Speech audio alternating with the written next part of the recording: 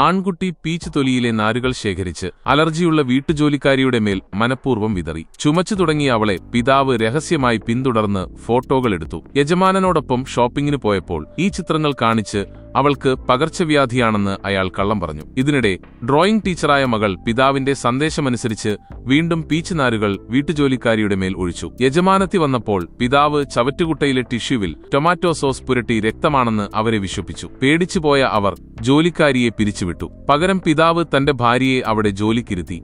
അങ്ങനെ ആ കുടുംബം മുഴുവൻ ആ വീട്ടിലെത്തി. യജമാനനും കുടുംബവും ക്യാമ്പിങ്ങിന് പോയപ്പോൾ ഇവർ ആഡംബര വീട് ആസ്വദിക്കുകയായിരുന്നു.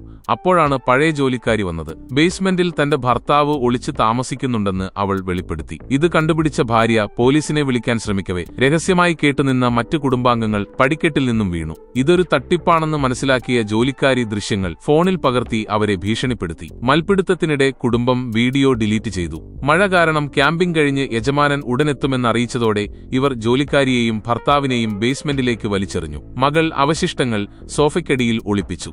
തിരിച്ചെത്തിയ യജമാനത്തി പുറത്തേക്ക് ഓടിയ ജോലിക്കാരിയെ ചവിട്ടി വീഴ്ത്തി. ഇവർ രക്ഷപ്പെടാൻ നോക്കുമ്പോൾ യജമാനന്റെ മകൻ താഴേക്ക് വന്നു. അതിനാൽ അവർക്ക് കൗണ്ടറിനടിയിൽ ഒളിക്കേണ്ടി വന്നു. സോഫയിൽ ഉറങ്ങാൻ കിടന്ന യജമാനൻ അവിടെ ഒരു വിചിത്രമായ ഗന്ധം ശ്രദ്ധിച്ചു.